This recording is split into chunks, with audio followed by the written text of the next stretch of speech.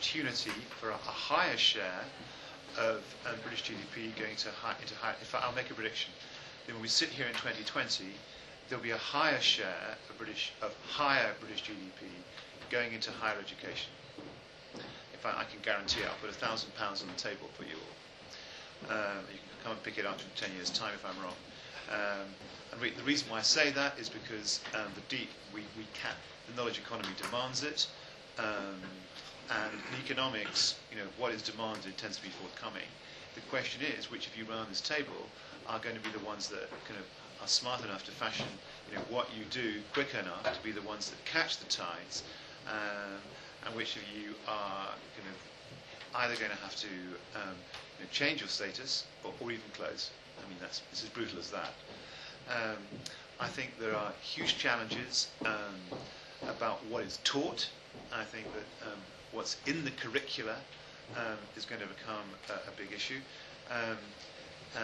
You may want to talk to me about this before you all go, but the Work Foundation and Nesta, as part of members of our Knowledge Economy Consortium, are going to do a big piece of work over the next 18 months on what skills, what should be the content of schools' curricula. There's too much talk about the structure of education, and not enough about the content of actually what students and actually adult men and women are actually learning. And I'm very interested indeed by the work of Howard Gardner and his team at Harvard, who share with us, the Work Foundation, the view that knowledge economy is the story for developed economies over the next 20 or 30 years, and has radical implications for what's taught and for what kinds of cognitive capacity, intellectual capacity, range of hard and soft skills are needed. I'm quite certain if those of you around the table start offering courses of organised around this agenda within a framework of lifelong learning in the context of a rapidly developing knowledge economy, you'll do very well indeed. Very well indeed. But actually, of course, we all know that faculty are invested in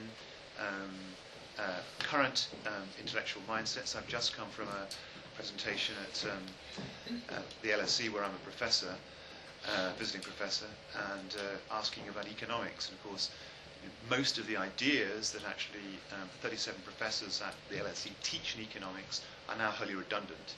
And Tim Besley, who leads that faculty of 37, knows that what they have to instruct students at the LSE has got to radically change in the next 3, 4, 5 years. And of course, he gets enormous pushback because people have, they're in their 30s or 40s, they're in midlife. That's what they've done.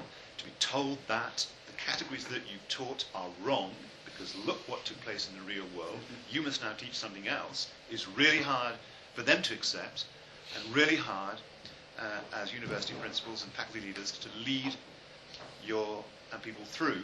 But you've got to get there because that is actually what you've got to offer, because that's what they need to hold and have to navigate in the contemporary world. And there could be no it's just and it's like a burning platform. In education, one's tended to kind of dodge it or maybe not. This time round, if you don't confront it, you may have to close. Now, because the public funding is going to be very difficult to get, and the only way to do it will be to get students in prepared to get some mix of public and private funding to pay you for the course they know is going to be worthwhile. Now, let me take you through some of this because it's very important. We've lived through.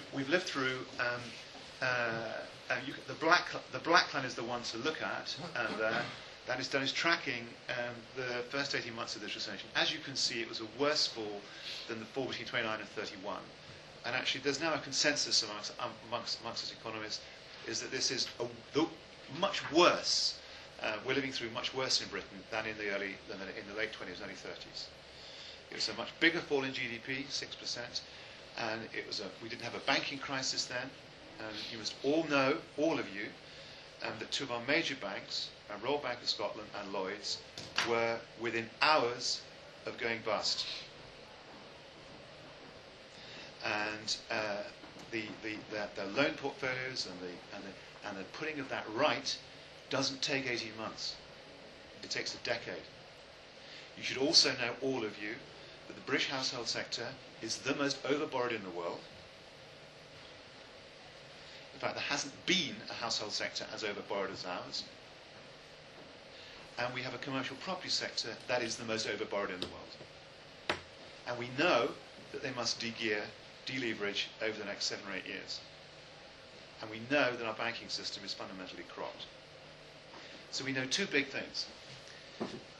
We know, given the amount of money that's been put in the economy, that this black line will come back, will bounce up to the surface quite quickly.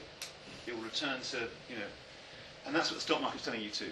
So the next 18 months, you're going to read the paper, and you, like the front page of the FT this week, record orders for manufacturing. House prices have stopped going down. Unemployment has, was actually fell, and jobs, and the number coming onto the rate of increase in unemployment as measured by the claimant count is actually radically better than any of us thought. Actually, I mean, it's really extraordinary how well the labour market's performed. It's performed because so much money has been thrown at this. And the electorate might reward the Labour Party for that in May. This is not a foregone conclusion. However, beware, because the scale of the deleveraging that has to follow, the scale of the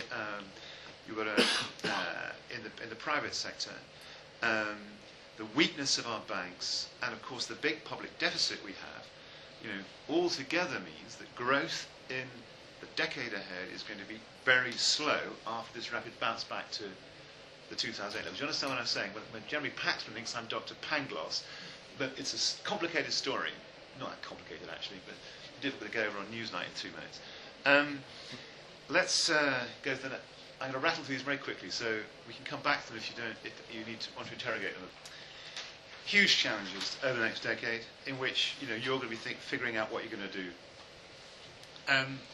I've talked a bit about a word about that, the first one in his introduction. I mean, the last 10 years has been driven by the bubble economy and by a big increase, by the way, in public sector employment. That's been what's driven the economy in the last 10. I mean, 54% of the new jobs have come from the public sector. And by the way, we look at the second thing, the rebalancing public finances. I am at the most moderate of this argument we have in the country. The deficit is 12.5% GDP. It's very large. It's big. It's as big as Greece's, as big as Ireland's. Look what they're having to do. So in a way, having to cut it, to reduce it, halve it over 4 years is quite moderate compared with what Greece and Ireland are committing themselves to do. On the other hand, our debt as a share of GDP is only moderate. The term structure of it is 16 years, very, very long-term debt, much longer than most other countries. And of course, it's low compared with our history. And we shouldn't be getting so hysterical about it, but we are hysterical about it. And the commitment to cut it by half is enormously radical. Capital investment the run rate of capital investment is going to fall by £30 billion. So there'll be £30 billion less public sector investment in 4 years' time than now. There will be no capital investment going on in HE at all. Zero. Or trivial amounts. So whatever figure you carry in your head, I think it's going to be zero. Next, there's going to be public sector pay is going to go up by 1% per annum for 2 years under the Labour Party's plans in 2011 and 2012. And the kind of pay settlements the public sector has been having is being kind of 3% plus increments, which means the Babel's going by 4%. What this means is that if people are going to get that kind of pay increase, and not a 0 or 1% pay increase, there's going to be big job cuts. Big job cuts. All of you will be talking about redundancy programs in your institutions, and some of them will be quite considerable. Sorry about that, but that is the inability of people like me to say, hold on, we can do this over 6, 7 years, and over 3, 4, is I think a lot of people are going to be very sad that this is happening in such a precipitate way. It's very self-destructive. On the other hand, it may be